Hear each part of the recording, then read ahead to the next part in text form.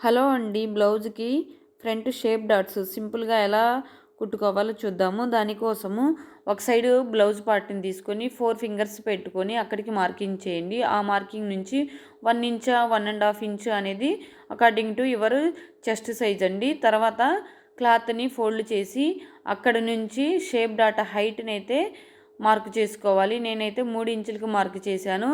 తర్వాత next middle dot కోసము ఉక్సులు కాజా పట్టి సైడు ఎగ్జాక్ట్గా సగానికి ఫోల్డ్ చేసి దాని హైటు నేను 2.5 పెట్టి పాదం ఇంచుతో స్టిచ్చింగ్ అయితే చేశాను. నెక్స్ట్ ఈ 2 డాట్స్ని ఇలాగ ఫోల్డ్ చేసుకుని ఎగ్జాక్ట్గా మిడిల్లోకి అయితే ఫోల్డ్ చేయండి. ఫోల్డ్ చేసి మిడిల్ డాట్ లెంత్ కూడా మార్క్ చేసుకోండి. నేను ఇక్కడ 3 ఇంచులకి మార్క్ చేసి ఒక స్టిచ్ అయితే వేశాను. అదేవిధంగా బ్లౌజ్కి సెకండ్ పార్ట్కి కూడా డాట్స్ని కుట్టుకోండి. డాట్స్ హైట్ అనేది అది బ్లౌజ్కి ఎంత ఉందో అంతే పెట్టుకోండి. ఈ మెథడ్ ఫాలో అయ్యారంటే షేప్ డాట్స్ అనేవి బాగా కుదురుతాయి.